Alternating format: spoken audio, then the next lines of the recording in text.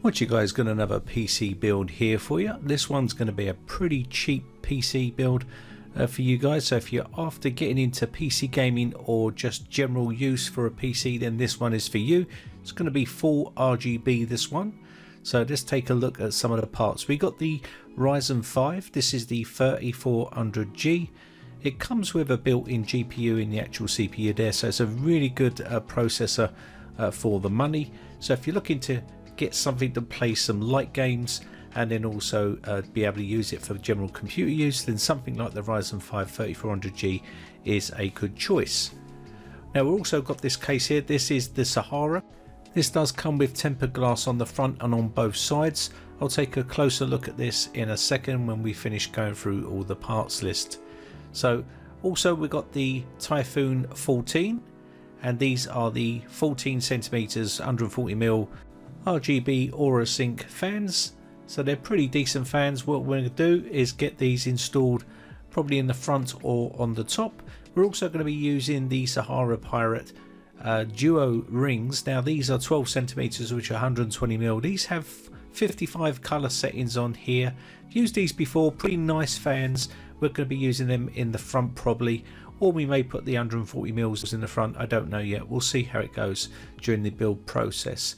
We're also going with the Aorus B450 Pro. Now this is the Pro version. Now if you want to keep your price down a little bit, you can get a cheaper motherboard, maybe for around about £50. This was around about £90, so it's a little bit more, about 40 odd pounds more than what most people would spend on a motherboard. But I did want to get a slightly better motherboard so I can upgrade a little bit later on, or maybe change out some bits and pieces later on down the line. So it's a really good motherboard and I got it for a pretty good price, so that's why I went for the B450 Aorus Pro. Now for the power delivery, we've gone for the Thermaltake Smart series. This is the Smart RGB 500 watt power supply. Now this is a white label, certified white label, so 80 plus white label. Does have RGB in here, and the reason why I went for this was because it was on special offer. It does come with a 5-year warranty, and we haven't got a GPU in here, so it will be good enough for what we need for this particular type of build. So that's the reason why I went with it. Now GoodRAM sent me the CX400 solid state drive out for review, so I wanted to use that in this build.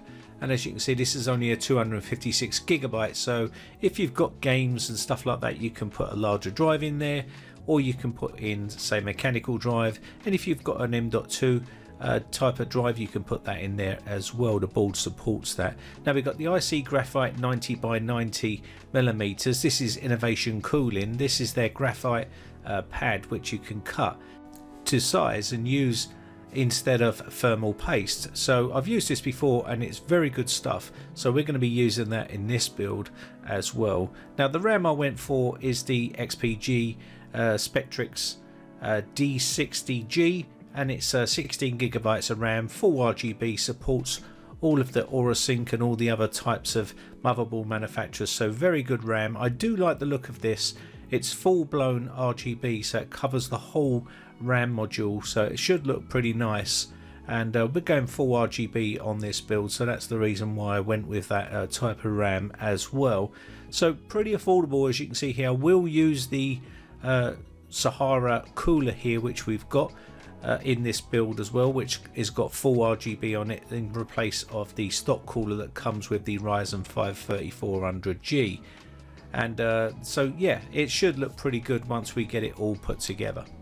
Now I haven't got the final cost for all this yet. I will put that in the video description so you'll know exactly how much all of this stuff costs. It's not that much money, but it is a very good PC to get started. Now this is the Aorus B450 Pro, and I got this for around about 90 odd pounds. It was on offer, but it is around about 110 to 115 pounds in the UK, which is probably around about $120 to $110. So let's get it out of the packaging and we'll get this prepped and ready for our build. So you get everything you need inside here. You're going to have your screws here for your M.2, and you've got your Go Faster sticker here, and you've got your user manual, and you've got your SATA cable. Inside there you've got a couple of them in there, a bunch of other little screws, and some standoffs, and this is probably for your M.2 drive bays there, because you've got two of them on here. You've got your driver CD, you've got your warranties here and your manual, and also you've got your G connector here as well. This is for putting your front cables for the case into this little connector, and then you push it onto the board. Makes it a lot easier to install those little cables. So that's all the contents inside here. Let's get this out the way and take a look at the actual motherboard itself we're going to be using. Now, I did go for a little bit more expensive motherboard here. If you're trying to keep the cost down and you're building this for yourself, you might want to stick to something around about 55 sort of pounds, around that sort of ballpark, or 60 pounds, and keep the budget low if you're not going to be doing anything too fancy. But I was looking to upgrade this at a later date, so that's why I put a slightly better motherboard in there. But again, if you're cutting costs, you want to try and get yourself something a little bit cheaper.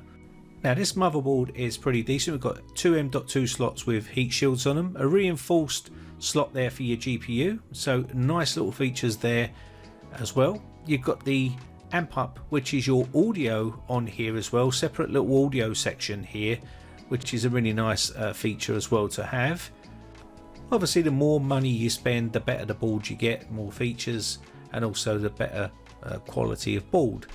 But this board is pretty good for what we paid for it anyway. So we're going to go for the Ryzen 5 processor, and this is the 3400G. Now, if you're looking to buy a GPU, then don't buy this one. Just go and get yourself a 3600 or a 2600 and drop that in, rather than having the graphics card built into it, because you'll just lose performance. This chip has 4 cores and 8 threads running at 4.2 gigahertz maximum boost, so it's a pretty nice little processor. Comes with built-in graphics on there as well, so, and that's pretty decent graphics for what you get for your money. So we're going to be using that here, because we aren't going to be putting any sort of GPU on this one. It's just going to be an El Cheapo build. So let's get the cooler out. I won't be using the cooler for this one. I think I'm going to use their cooler that they sent me, and this is the stock cooler that comes with the chip there. If you want to use that, it's perfectly fine. There's nothing wrong with it. But again, I'm not going to be using it, so I'm going to put that back in the box and get the cooler that they sent me, which has RGB on it. So I thought I'd go with that one as well. I'll show you all the temperatures and gameplay a little bit later on in the video. I'm going to go through and get this built up, and you can sit back and enjoy the ride.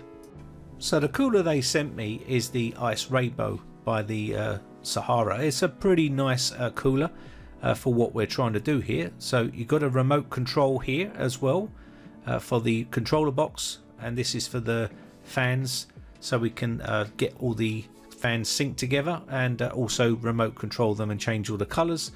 I'm gonna have it just as a static color, but this is the Ice Rainbow here. Pretty nice cooler, 95 watts TDP, AM4 ready, and I'll show you the specs here on the box just in case you're interested.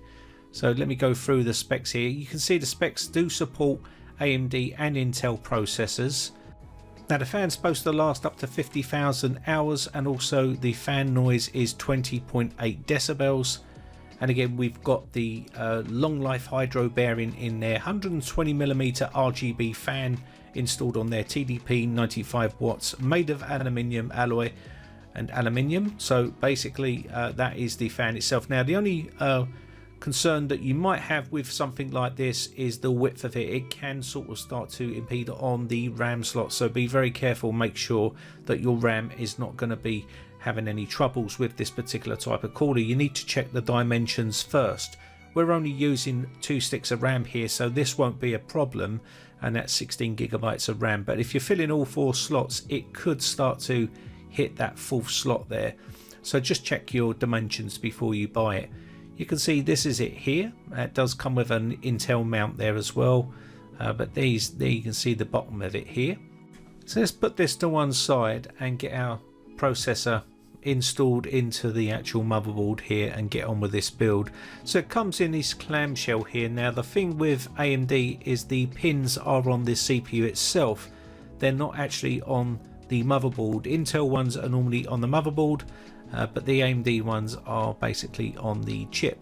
So just pull this little lever back, pretty straightforward stuff here, and get your processor out of the clamshell plastic, and just be careful not to drop it, because it does have pins on here and we don't want to bend those. Just hold it to the side here, and I'll get a close-up look for you here so you can see. But there's normally a little gold triangle on these here, right in the corner there, and that needs to marry up with the triangle on the motherboard here. There's one on the bottom, you should be able to see it, and there's the pins there.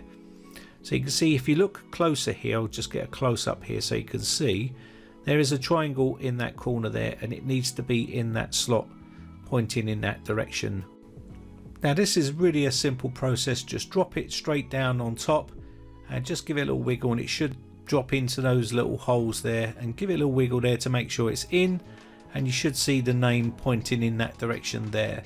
So what we need to do here, if you're putting compound on here, you want to probably put a little pea size on here. With the Ryzen processors, I normally like to spread the paste with Ryzen processors, but we're not going to be using thermal paste on this one. So let's go ahead and get the RAM installed now. So I've got 2 sticks of RAM, that's 16 gigabytes, and this is the stuff we're going to be using. It's XPG Spectrix D60G, and it's full RGB, 3600 megahertz RAM.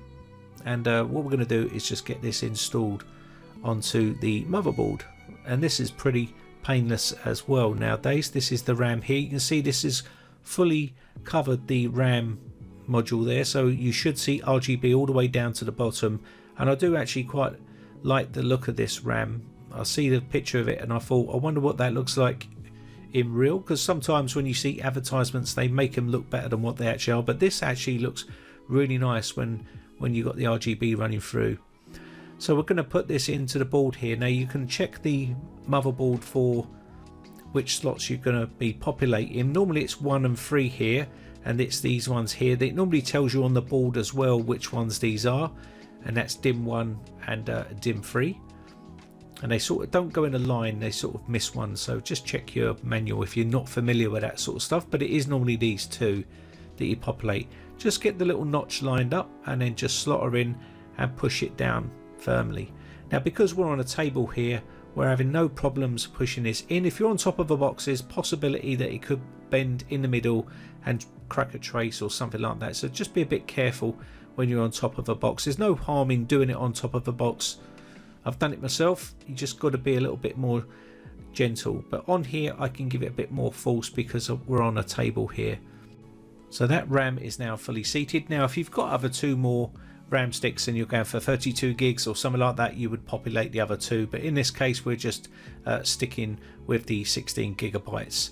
Now normally I would be putting in an NVMe drive or something like that into one of these here, but in this case, because it's a budget build, we're not going to be using that in this build, but we can always upgrade to that at a later date. We will be using just a normal solid state drive.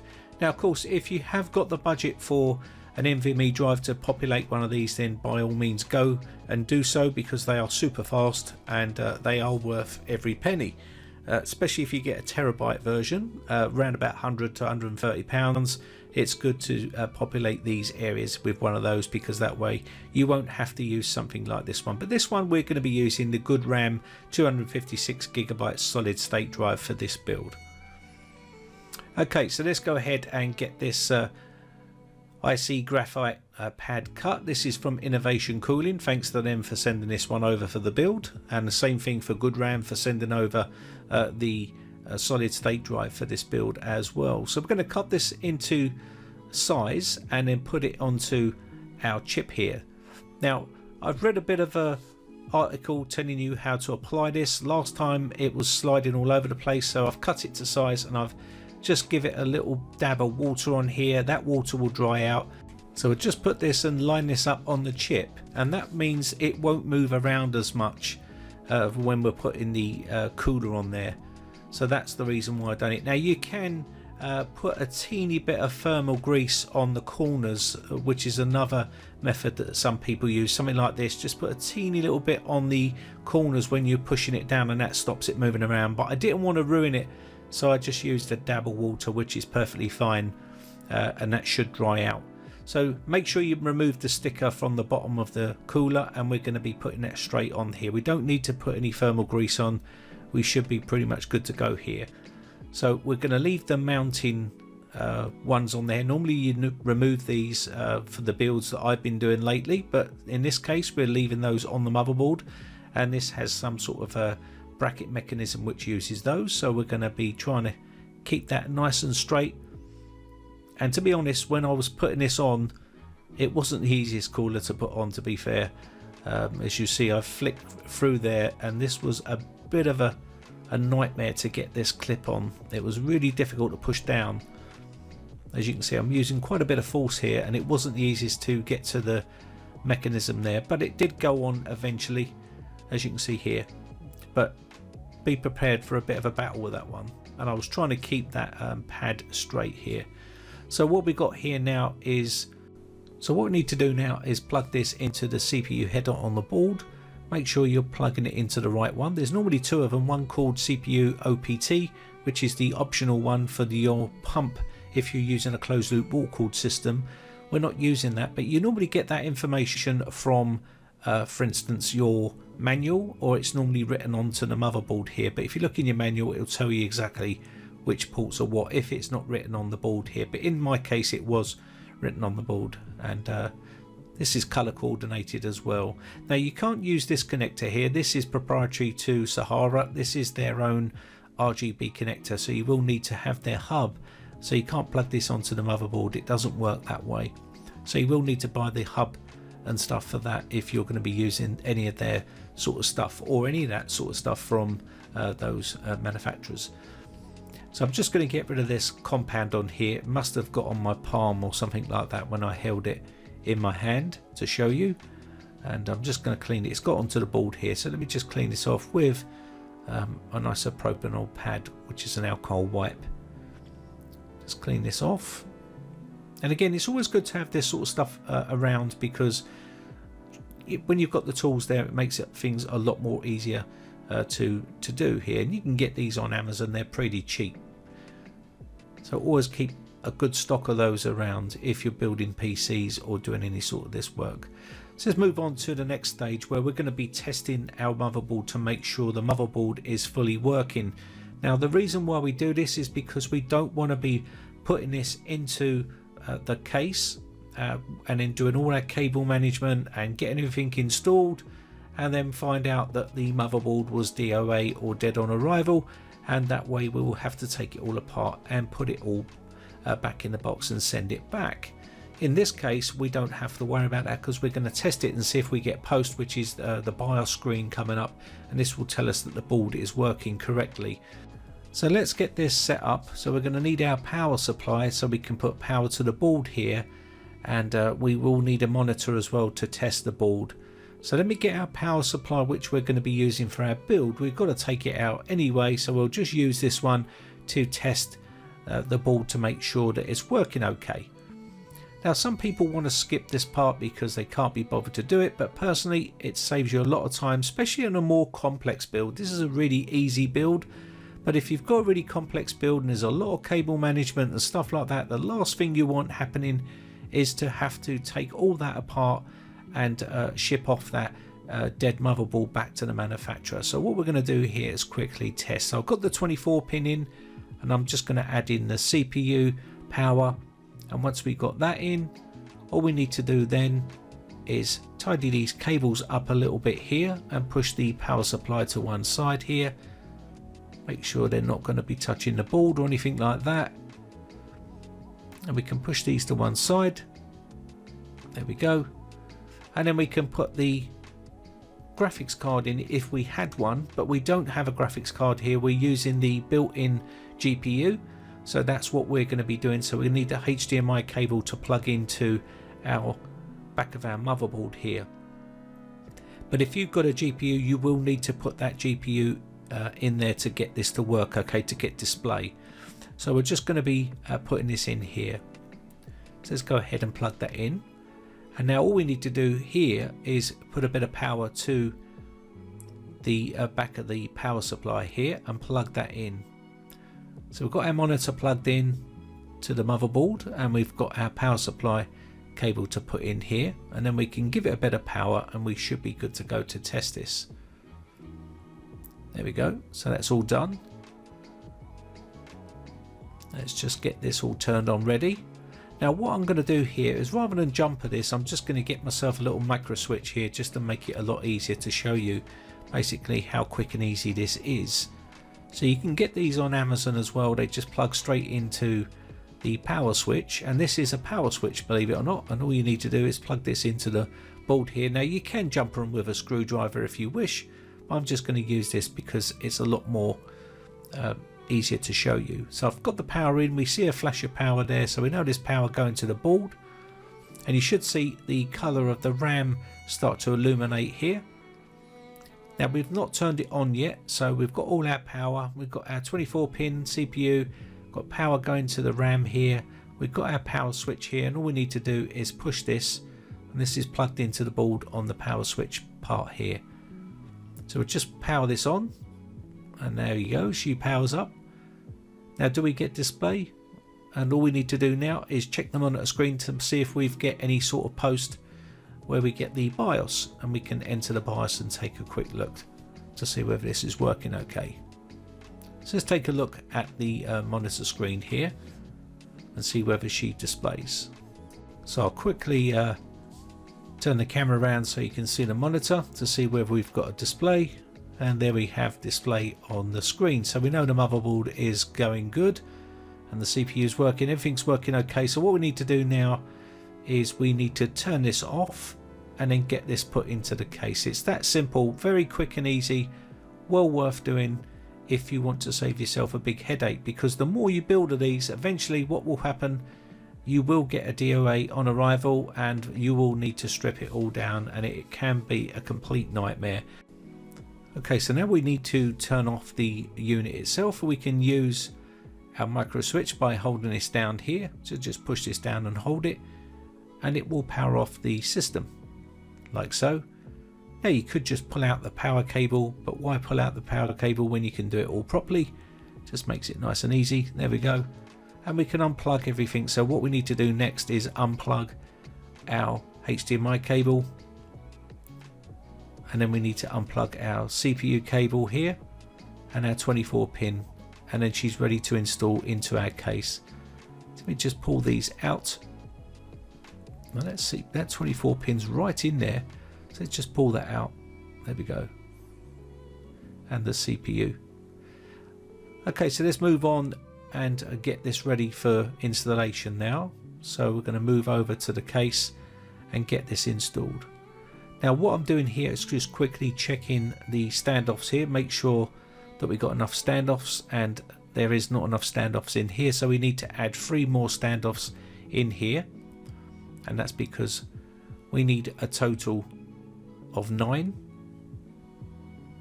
and we got 3 missing. So I'm going to get those out of the box that it come with, and we'll get those bolted down. So I use a little ratchet system here. These are our screws that come in a kit. I'm going to use my magnetic tray here, and I'm going to just drop those in there, and this just stops all the screws from rolling around the table. It makes it much more easier and tidier, and I'm always dropping screws, so this just makes it easier. So let's just drop them in there. There we go. So all we need to do now is I'll move this out the way here, and you can see they won't fall out. Must have a little bit of kit, that, for any sort of PC builder. Leave all the links for that stuff in the video description if you're interested. So what I'm going to do now is get my little ratchet set and tighten these down. Now you don't want to over tighten these, you want to get them just tight enough so the screw doesn't spin in there. There's nothing worse than having a standoff in the case not quite tight enough, and you screw down and you end up spinning around and it just doesn't tighten, and you have to have a nightmare trying to get it out. It really is. So let's get the standoffs in.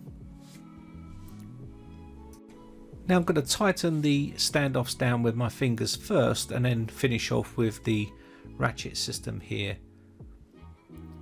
And then I'm going to just put these down as far as I can with my fingers, and then just turn it with the ratchet.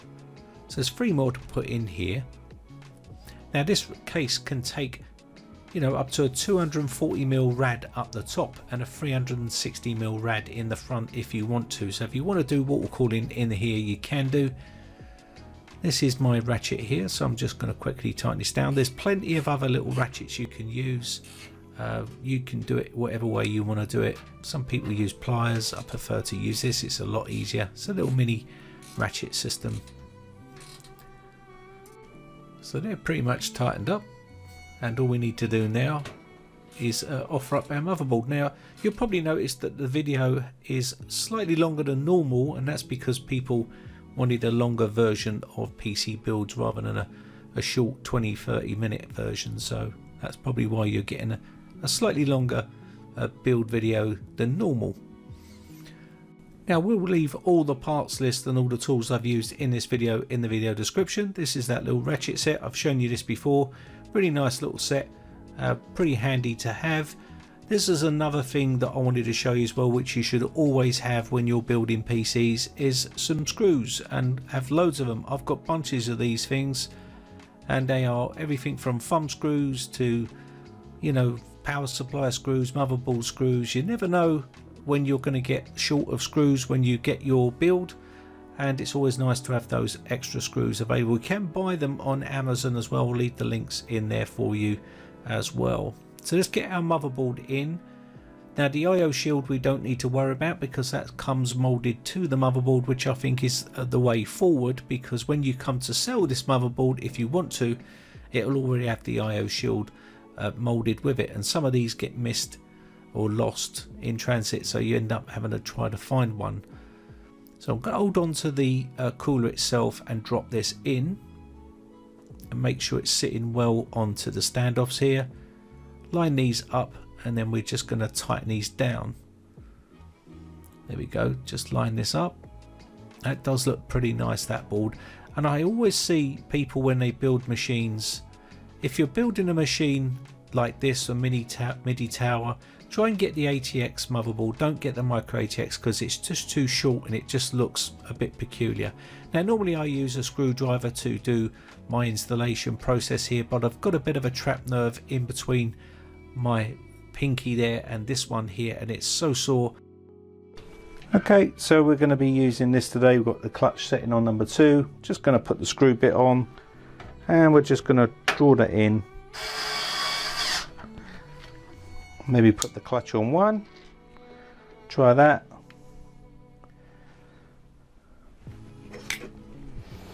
Make sure you got the right screws.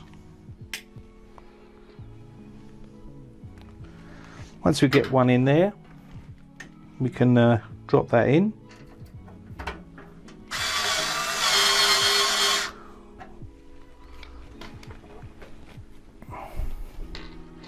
Now if you want to use an extended bit, you can do. You can take this off,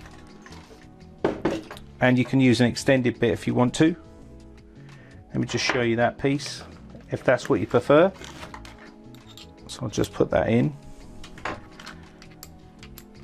This will give you an extra length down there, so if you want to do it from there, you can do. It's entirely up to you.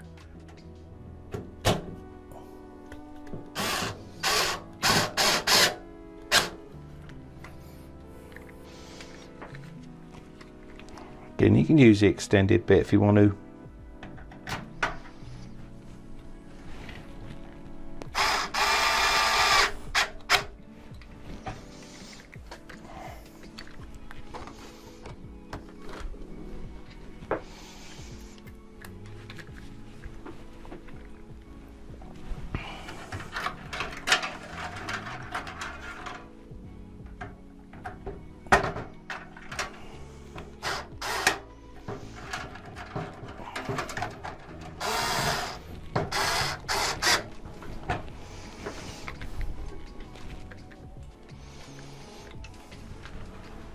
Good thing about the extended bit is it should get you into the right corner there if you want to.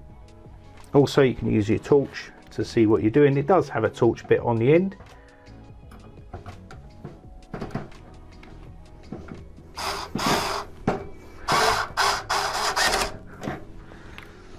There we go.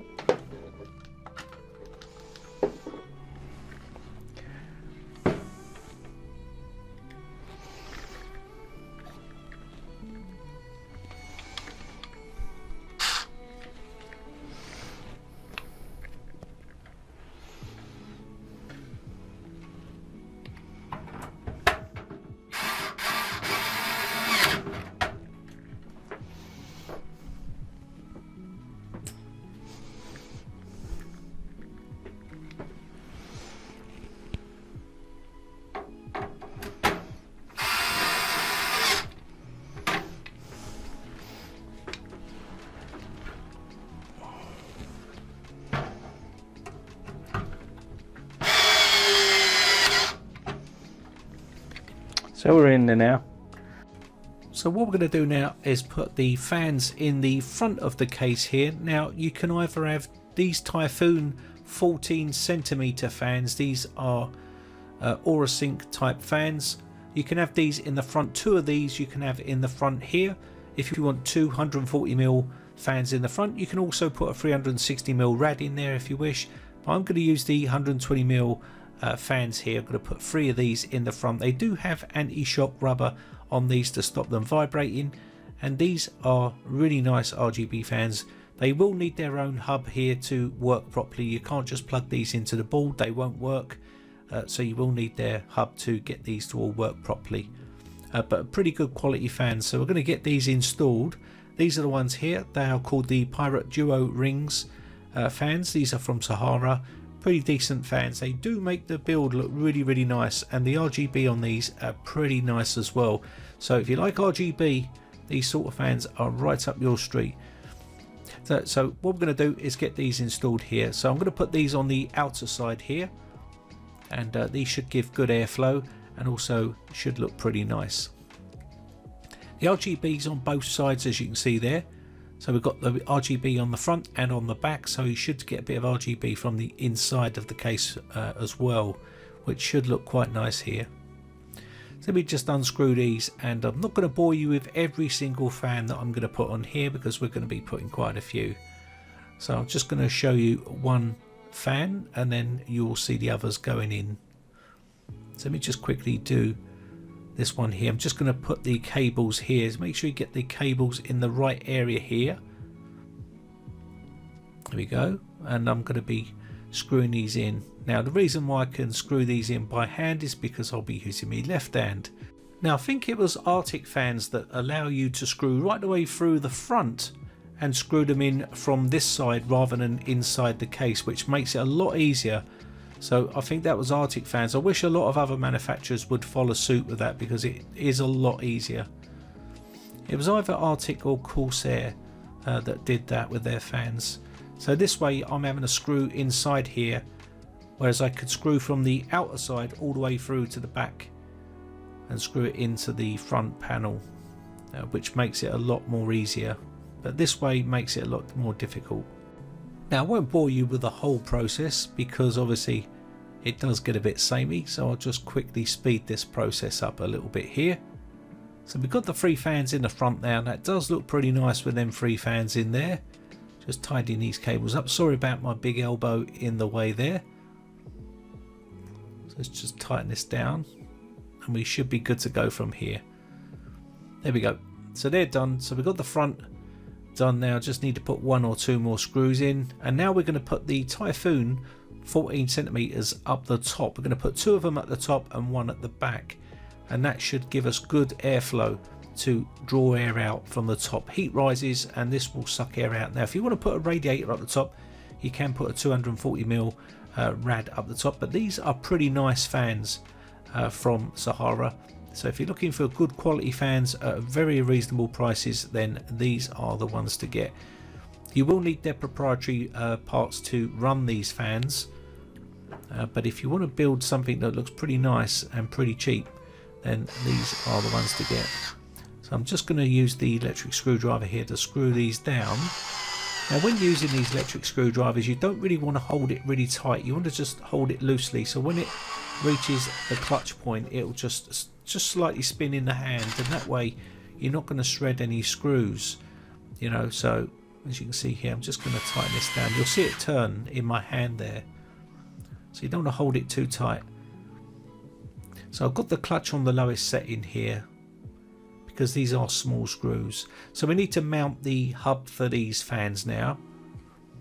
So I'm going to get the hub on, and this is just a bit of sticky tape on here, and we're going to probably put it around about here somewhere, and that should look okay. Just pull the sticky back plastic off, and then we'll go straight onto the chassis here.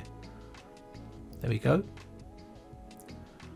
Now this can take quite a few fans in it, so we're just going to plug that in, and we've got to put all the cables to these as well. So let's go ahead and get that all done. I mean, as I said, this is a really quick and simple build. It's not that difficult, because obviously we're not putting hard drives in here or anything like that.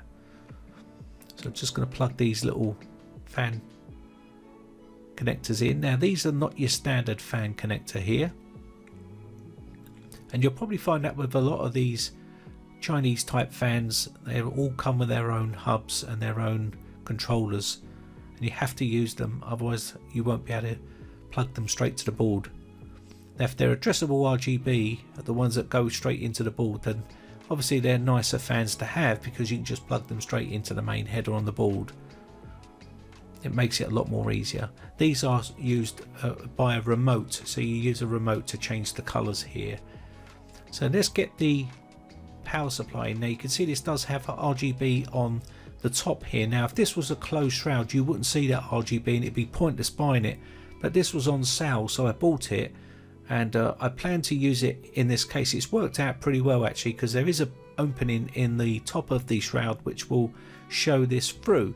Now I know some of you people are going to say you're putting it in the wrong way. You can either have the fan facing up or down, it doesn't really matter. This will be an extraction and suck hot air out of the case and out the back. But it has got a filter on the bottom of the case, which means you can put it there. You can also put fans on here as well if you want to put more RGB fans in there, but I think that would be slightly overkill. That would be 3, 4, 5, 6, 7, 8, 9 fans in there. That would be way overkill. So we'll just have the fans that we got in there. So you'll see an RGB here. And of course, just be very careful when you're doing any sort of screws that you're not going to drop any screws into there. That is possible that can happen, but it's never happened to me, but it is possible. Someone will say it in the comment section, I know, so I'm mentioning it now just to beat them to it. But you can see the fans will sit on there and you can screw them down, but personally I think that's just a bit silly, a bit over the top. Again, we haven't got a graphics card going in here, so we don't have to worry about that. Again, because we have got the RGB and that shroud is open, I think it will just look that little bit nicer. So let's get a power supply screwed in here. Standard method, 4 screws, in they go in the same corners. I'm not going to bore you to tears by doing every single screw here because it's the same process. There we go, I've done 2 there. And we'll do just 1 more. There we go. Now there's 2 holes here on this side. You can either have it the one above or that hole. On this power supply it lets you use either hole that you want to. What we need to do now is get the cables in. You can see we've got the cables from the front of the case here. Got this SATA cable for our solid state drive, and I've also got the USB 3.0 cable which I'm going to plug into the header on the board. There we go, that's in. And we've got our USB cable there that needs to go into the USB header on the board. And of course we'll have our audio on there as well, which we need to put in as well. So let's go ahead and put these in now. It's getting a little bit dark here and I'm just making sure that that is the USB one and not the audio one that I'm going to try and force into that port on the board there. So just go ahead and push that in. There we go, that's in there now. Now and I'm losing light here and I've got quite a bit of light in this room, but it's still getting a bit dark. So we should be pretty much done here. Let me just plug in the SATA cable here.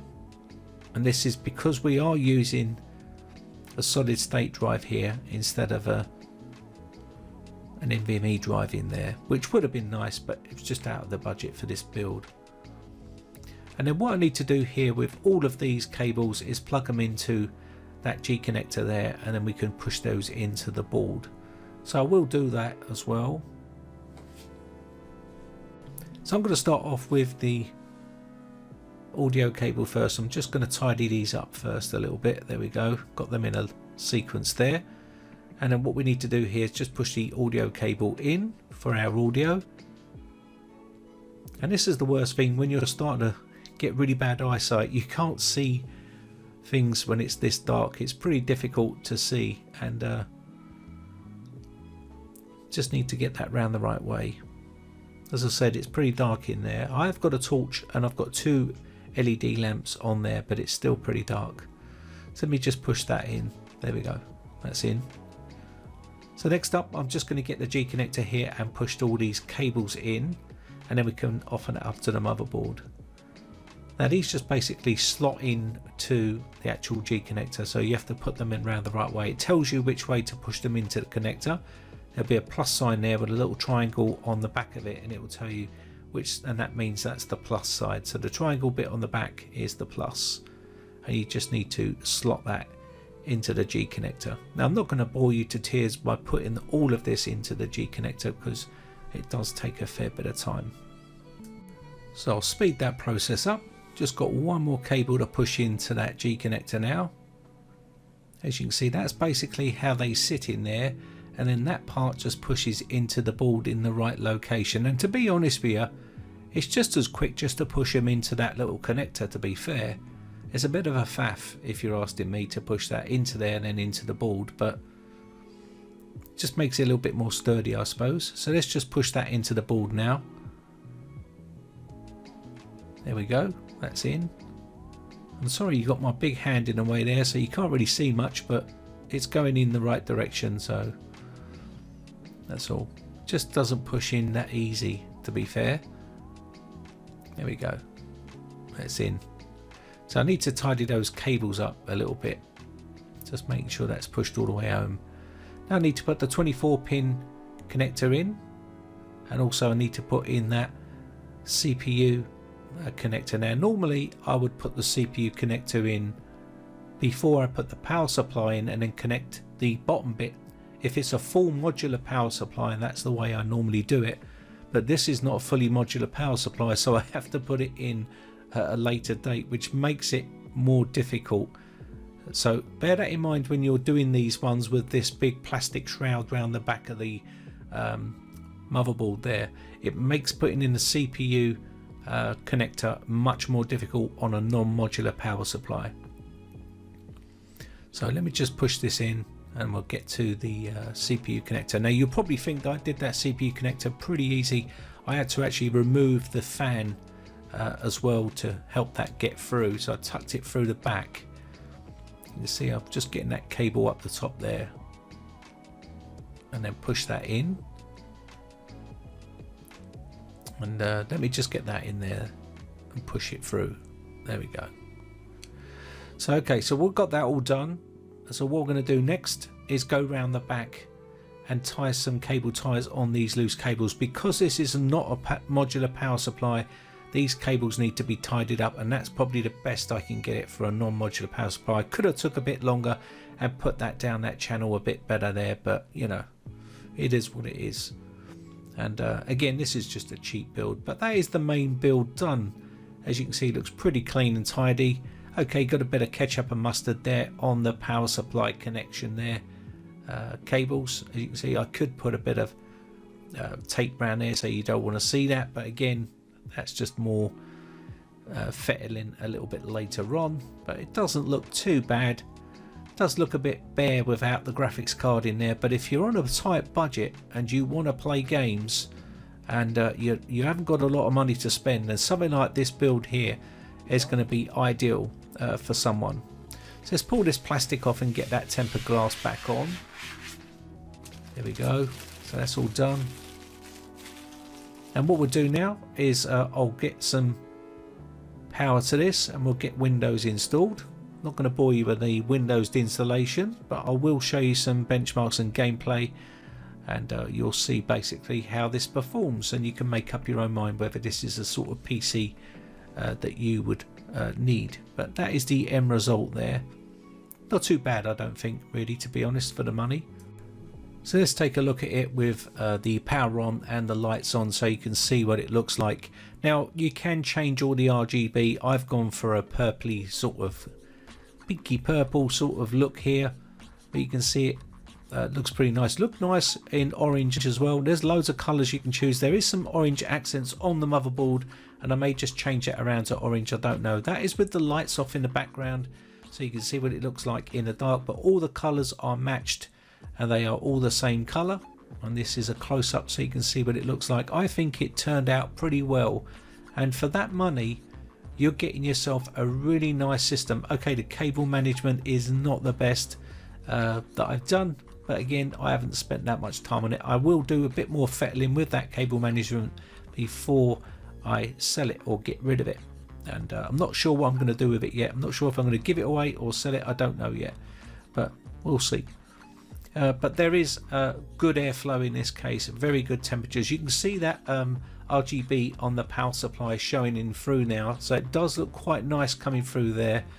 I think that was a good call there. It turned out for a bit of luck, really, to be honest with you, but not too bad indeed, if you ask me. And those ring lights for the RGB look really nice.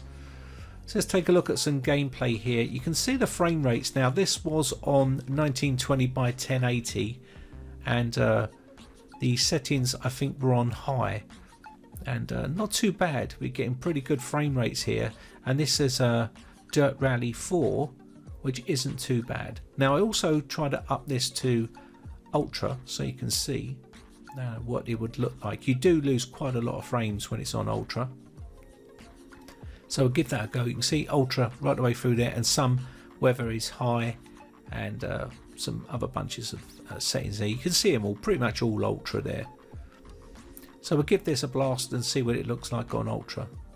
Now remember, we haven't gone and spent a fortune on a graphics card. We're using the onboard graphics of the 3400G Ryzen 5.